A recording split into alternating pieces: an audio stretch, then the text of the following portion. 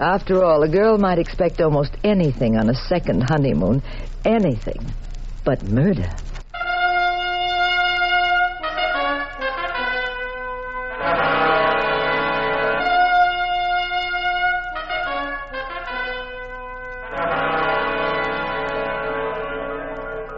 The National Broadcasting Company presents The Adventures of the Abbotts, starring Les Damon and Claudia Morgan as Pat and Jean Abbott, those popular characters of detective fiction created by Francis Crane.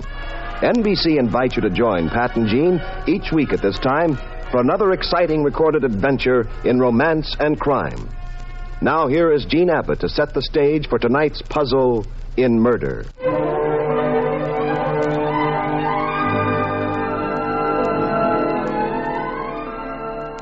Pat and I had left San Francisco, our hometown and headquarters for Pat's business as a private detective. We'd taken the car and headed off into the mountains, high up, where it was cool, quiet, and we could be alone. You can underline that word, alone. We were going to enjoy a second honeymoon. Enjoy is putting it mildly. We had so much fun, we decided to play hooky from the Cops and Robbers game for an extra week and drive east across the plains. Just wander and stare like tourists at the scenery, chat with the characters in those isolated towns, wind up evenings at a lodge under a desert sky. The heartland of the States, as you drive across, is empty for huge stretches, with raw gashes cut deep into the bare face of the earth. It's rock-strewn, solitary, sometimes ominous. Blue, Pat? Oh, little darling. Just thinking about this racket I'm in. Oh, what's wrong with it? You catch killers, you earn a fat fee. Yeah, big deal. Oh, what's the matter with that, dear? Well, I don't know. I understand the details. Chemistry, physics, ballistics, law, that's easy. But why? Why this business of supposedly civilized human beings knocking each other off around the clock? I hope no reporter ever asked me my philosophy of crime. I haven't any. Well, you're not usually philosophic, Pat. I know the symptoms, dear. When you get talkative and moody, you're hungry. Maybe. Look, that sign. Where? Oh, we just passed a sign. It said, approaching Carville. How's for stopping there and having a steak? Okay. Carville. You know the town? Oh, yeah, now I know. Larry Martin works here. Well, who's Larry Martin? He's a newspaper man, a friend of mine. He used to work in San Francisco. Now he's managing editor of the Carville Register. We look him up. Oh, that's a novelty. What is? An old friend of yours turning out to be a man instead of a gorgeous woman. Dull, huh? Oh, no, not for me. Maybe for you. You used to know women, brother. Please. My wife is around. Oh, sorry. What kind of guy is Larry Martin? Oh, he's a crusader type.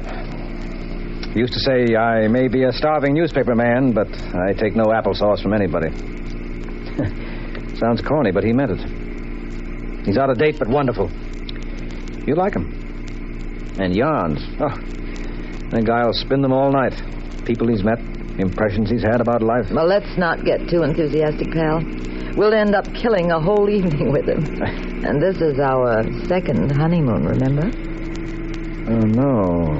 Later on, you'll have to do something to remind me of it.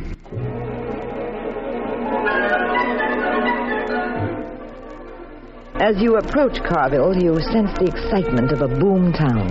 The flashing neon signs in the twilight and a bit too big. Joey's air-cooled cafe, beer on ice, gas, souvenirs.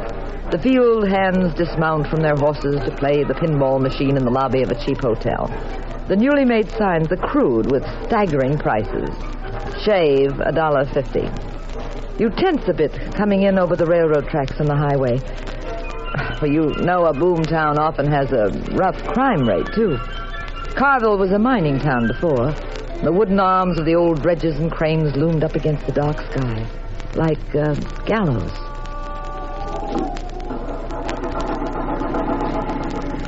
Oh, we don't have to bother looking for Larry in the phone book, dear. See the little two-story building over there? Carville Register. Oh, fine, Pat. Oh, there's a parking spot. I used to tell Larry... Don't turn around, dear. Huh? Just park quickly and quietly. Why, what is it? A staring contest. First, that cop glared at us for no reason, and now there are two men behind us staring. Well, so what? It's a small town. We're strangers. It looks like they hate you before they met you. It gives me the shivers. We raced up the rickety stairs of an old building. We found Larry Martin, the newspaper man. He was surprised and happy and insisted that we walk around with him and see his presses and teletypes. Then we went to dinner at a roadhouse on the state highway.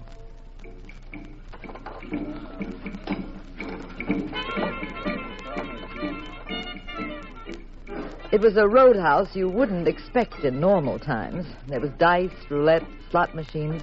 One of them even played for $100 gold pieces. The carnival's doing all right, huh, Pat? Yeah, Larry. How long will it last? Well, no telling. That vein of ore they struck just doesn't seem to have an end. Besides, we're on the main road to Ferguson City, and there's been ore discovered there, too. Uh-huh. Well, how's it going, Larry? The paper, I mean. Great. You're still saving the world every day in print? No. I don't get out to the prospecting area much. Too busy at my desk. But there's some amazing stories about get-rich-quick boys breaking from there. Well, who's the big shot?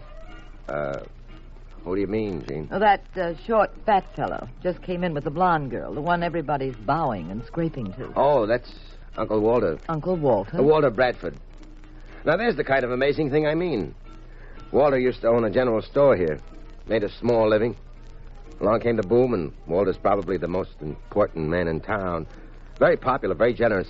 That's why we call him Uncle Walter. He's an easy touch. Well, if he's so popular, why the two mugs with him? Well, those guys? Just friends. Well, the blonde doesn't look like his wife. His wife would be older, not quite so brassy. Well, she's, his girl, that's all.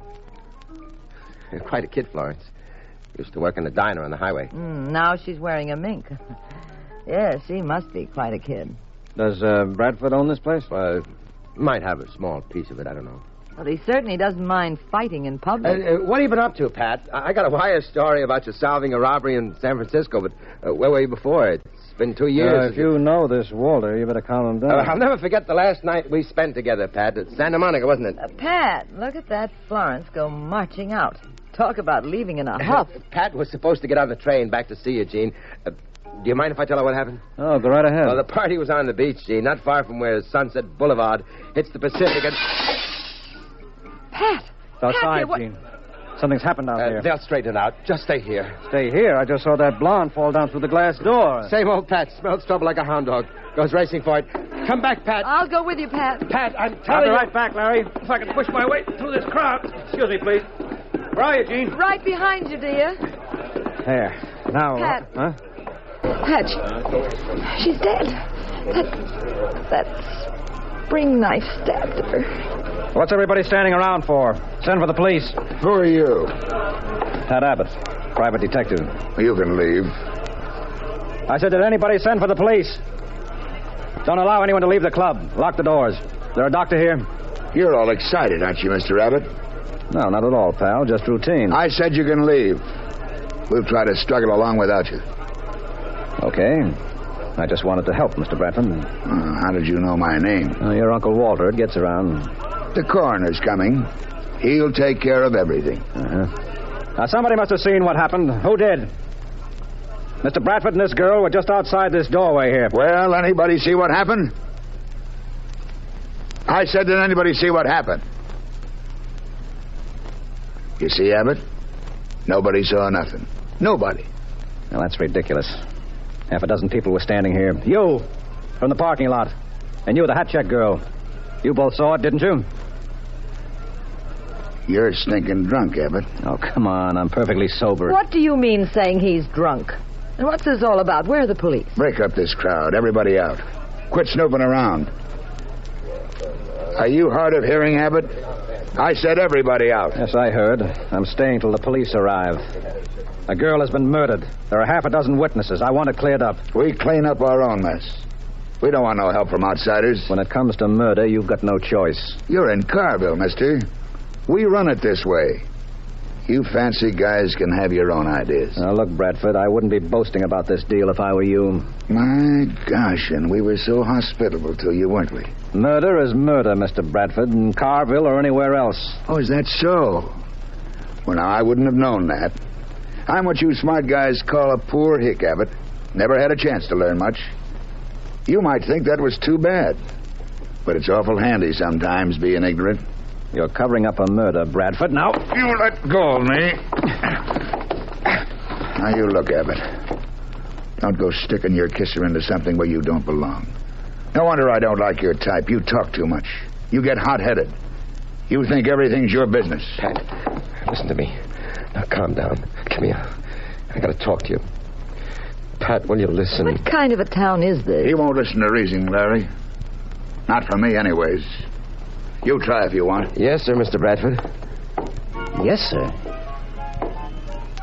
Pat, get out of town now as fast as possible. Are you crazy, Larry? What's got into you? I don't understand what you're trying to... Gene, Pat, I lied to you. You what? Walter owns this place. He owns the town. He runs it. We have a figurehead mayor and a phony police department. Brawls happen in this trap every night. Brawls? This was murder. I'm telling you, this is Walter's town. He gets away with anything. He and his hoods? Everybody in this town either owes Walters or is scared of him. You too? Yeah. Me too. Look, there's no time to explain. I know how Walter thinks. I know what he's liable to do. What's he liable to do? I recognize the spring knife that killed that girl, Larry. The sterling silver handle. Bradford was toying with it at the table before they went outside. This is an open and shut case. Any jury would convict him in a minute. He'll be in the death house very soon. That's what you think. Oh, you're still the same, Pat, huh?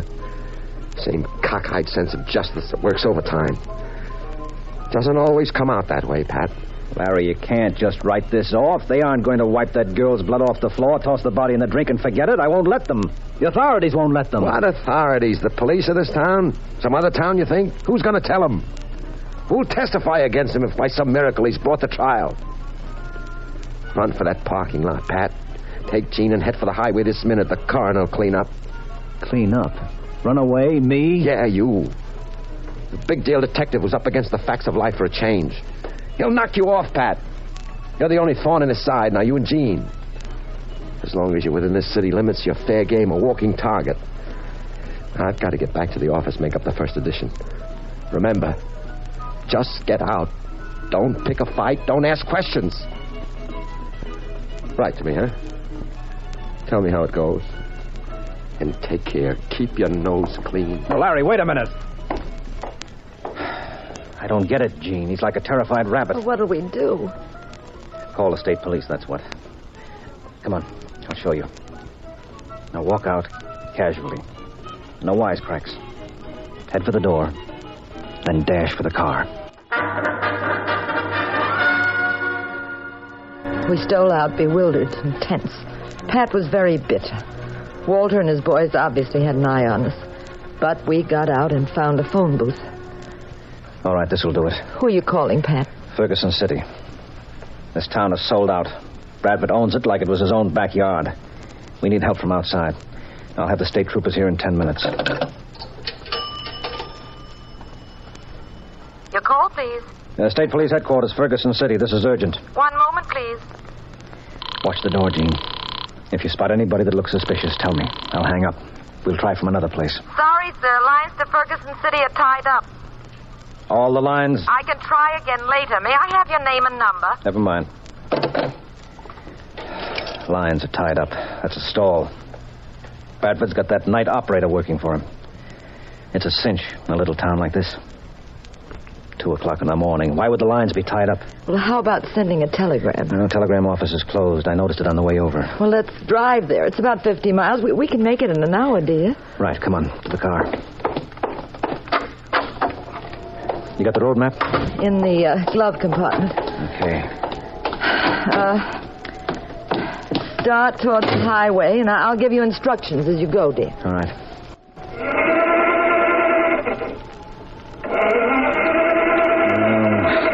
We forget to put gas in this thing? No, look. Tank is full. I'll try the lights. Oh, they go on fine. Nothing wrong with the battery. You can hear the spark. Yeah. I think I know why we can't start. Wait here.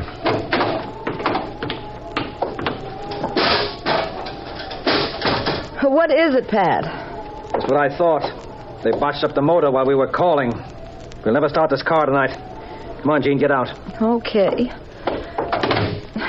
Where are we off to? To the bus station. Wait, Pat. Huh? Don't move. Across the street, 2 mugs. They were with Walter. You see them under the street lamp? Yeah. All right, walk slowly. That's it, easy. See them reflected in that shop window? Pat, this whole town is a trap for us. Yeah. All right, walk faster. But when we hit the corner, run.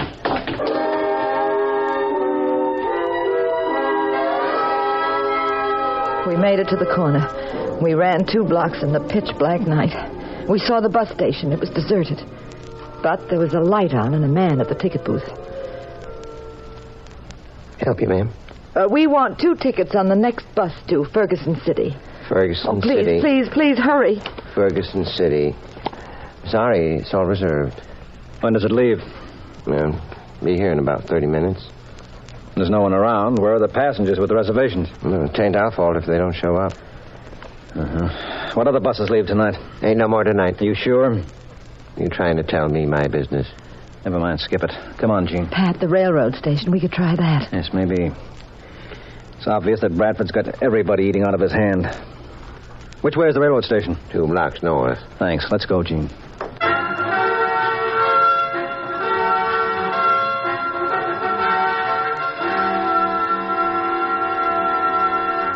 Oh, Pat, the ticket booths are closed. Well, there must be somebody around here. Trains come through. They wouldn't desert the place. Hello in there. Anybody inside? Open this window. Come on, open up in there. Take it easy, stranger. What are you trying to do? Break something? Wake up the whole town? I'm sorry, officer. There doesn't seem to be anybody around. So what? Well, I want 2 tickets on the next train out. Ticket seller's going to eat. Well, there must be somebody here. Ain't nobody. Are you sure, officer? I'm sure. Now cut out banging on the door and yelling, or I'll haul you in for creating a public disturbance. Well, when is the ticket seller coming back? I wouldn't know. Where does he go to eat? What business is it of yours? He ain't here. He won't be back for a long time. Now move along.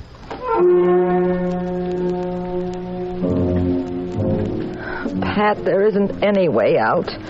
And I'm afraid they'll kill us. Yeah. You can kind of feel it. Sense it in the air. They're watching us. Waiting to make the kill.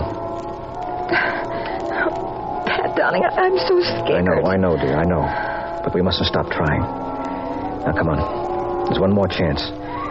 A gas station might be open on the highway.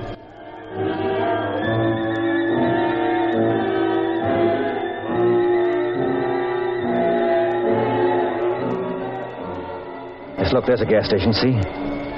No, we just wait for a car. It's awfully lit up here, Pat. So we'll crouch down here, back of this sign. Now, if anybody leaves a car open for a second, we grab it. Shh. There's one.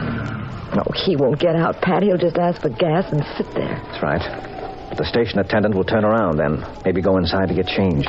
We'll get a break. The driver will be alone at the wheel. We're lucky. The man is driving and he's alone. How do we handle it? Now, look, I'll slug the driver. You jump in, grab the wheel. I'll toss him aside and get in with you. Now, this is our last out, Gene. Now, come on. Watch. Wait. He asked for the gas. Good, he wants something the guy has to get from inside. All right, now I'll sneak around the far side by the guy's wheel. Grab him from in back. You go in the other side. Now, it's got to be done very quickly. You ready? Ready. All right, let's go. Sorry, pal. I'll take this car. Get in, Gene. I'm in? I'll let go of your throat in a minute, pal. I'm not going to strangle you. I just don't want you to make any noise. Sorry, I've got to borrow the car. I'll just toss you over to the side. Take it away, Gene. Which way, dear? Just follow the signs to the state highway. Oh, brother, I thought we'd never get out of this town. Oh, I guess we're in the clear. No, faster, Gene. Drive faster. That truck, Gene, look out. You all right, Pat? Yes. Oh, that crazy truck driver cutting us off. He's standing right in our way. I'll get him out. Get out of the way. Pull to the side. You're wasting your breath, Mrs. Abbott. He ain't moving, not till I get in your car. Pat, this... Easy, Gene. I was afraid this was the deal. I'm going to sit in the back of your car. Do you mind? Yes, I mind. I got my own invitation. This 38. Start up. Take the next side road off the highway. Do everything he says, Gene. There's a warehouse 2 blocks down. Pull up there.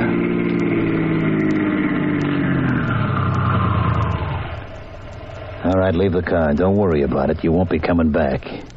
Walk into that warehouse. Go on. The side door is open. Push it and go on in. All right, shut the door and walk down to the far end.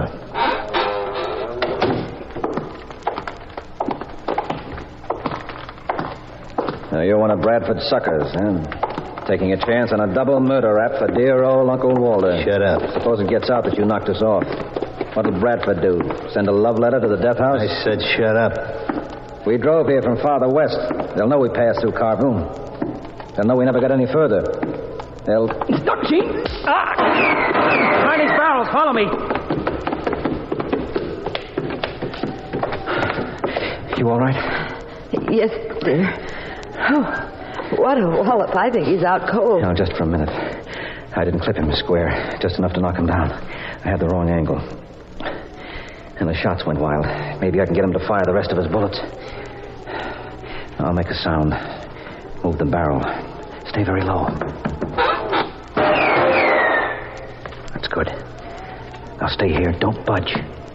I'll try to sneak around in back of him. I'll crawl behind these barrels. Okay, dear, but be careful.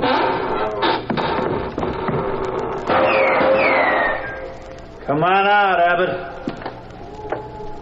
I dare you show your face. You hear me? Come on out. Okay, Abbott. My gun's empty now.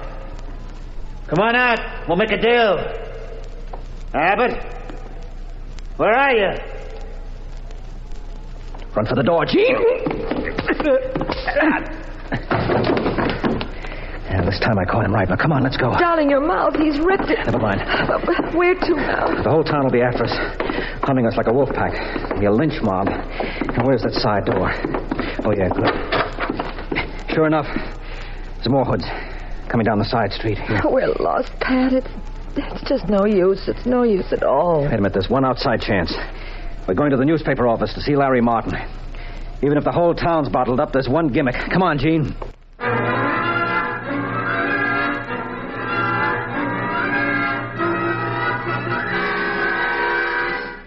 Pat, I told you to get out of town. Walter's in the other room checking tomorrow's paper. Sure. To be certain nothing leaked, huh? What are you doing here in my office, you and Gene? Trying to commit suicide? We couldn't get out, Larry. They cut us off, tracked us down. I can't help you. They'd kill me, too. Now get out, Pat. I beg you. I can't help you. Nobody can help you, Abbott. Uncle Walter. Well, you should be pleased, Bradford. Your boys have been doing a good job. Not good enough. You and your wife are still alive. Now, sit down, Bradford. Behave yourself, Abbott. Don't give me any orders. My mob's on the way here now, and you haven't got a bloody chance. You'll be a dead duck in 3 minutes. I said sit down. Now, get this, Bradford. I may only have 3 minutes, but it's just long enough for me to kill you. And I'll do it, so help me. Before they come to take me, I'll see that you get it, and I can do it in 3 minutes. Pat, there are a bunch of men down the street searching buildings. You open your yap to call them, Bradford, and I'll kill you. Pat, you're out of your mind. You haven't a chance I now. do, though, Larry. Nobody's been thinking, that's all. There is a way to contact Ferguson City. Sure, the phones are out, the roads are blocked, but you can save it. That's why I came here. What the devil are you talking about? Look out the window, up the street. Walter's boys. Sure, hang up, Abbott. Knock it off. Bradford, I said if you open your mouth, I'll murder you. I've been around your type long enough to know 10 different ways of doing it, too. Now, listen, Larry. This is a newspaper. You belong to a wire service. You've got a teletype. You showed it to us before. It reverses, doesn't it? so you can send news bulletins out if a story breaks here. Now, where's your reverse teletype? No, Pat. You do what he says, Larry, and when the boys get here, I'll have them string you up. Larry, where's that reverse teletype? Which one of these confounded gadgets is it, and how does it work? Well, I think it's this one, Pat, but I don't know how to signal with it. Speak up, Larry. Larry, you help them like a little Boy Scout, and my boys will take care of you, but good. We'll drive one of your own news trucks right over your yellow face. Larry, I know you sold out to Bradford, but doesn't your stomach turn every time he gives you an order? What kind of talk is that? Don't you feel good when Uncle Walter hands you the dough, Larry? Big dough?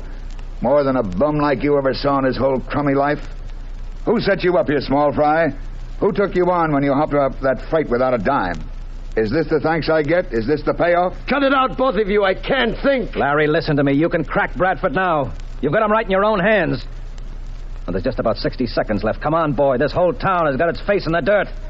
Bradford steps all over everybody. You know the pattern. Now you can break it. Pat, they're very close. They're almost coming up the stairs. They'll kill us, Pat. They'll kill us. That's right, Larry. So be smart. Just wait a minute. You going to be a penniless bum again, a world saver, a pushed around no good newspaper man? You put one finger on that teletype, Larry, and you not only break me, you break a dozen guys, and they'll be out looking for you, and they'll take it out on you, inch by inch. Don't listen to him. You've been threatened before, Larry. How many times? And every time you did the right thing. Where are your guts, Larry? They're coming up the stairs, Pat. Well, Larry... Flip the second key on your left, Gene. It alerts Ferguson City for a news flash. I got it. I'll pound it like a typewriter. All right, Gene, transmit this. Send state troopers to Carville immediately. Murder.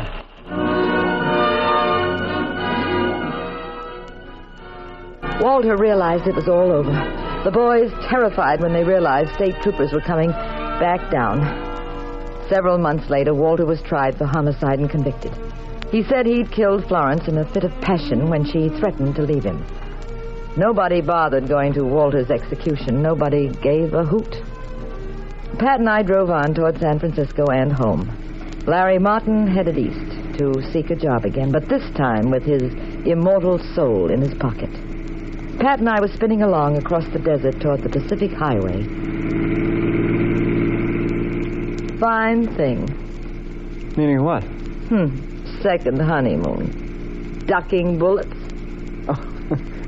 Well, it's different, you've got to admit that. Well, I'm not that progressive, Mr. Abbott. Me, I like my second honeymoons not different and fancy and new.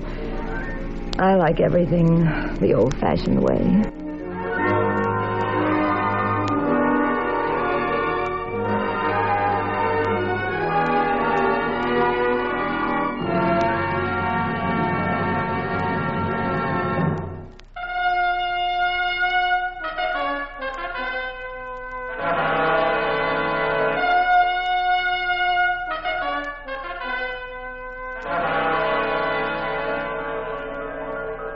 The National Broadcasting Company has presented The Adventures of the Abbotts, starring Claudia Morgan and Les Damon as those popular personalities of detective fiction, Pat and Jean Abbott, created by Francis Crane.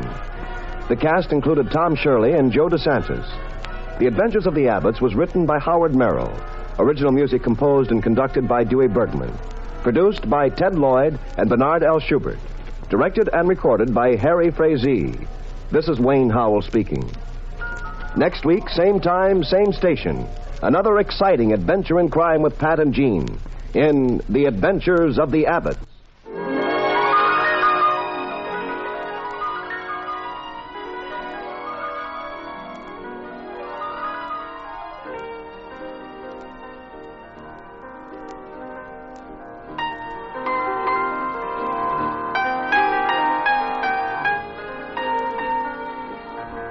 This is the United States Armed Forces Radio and Television Service.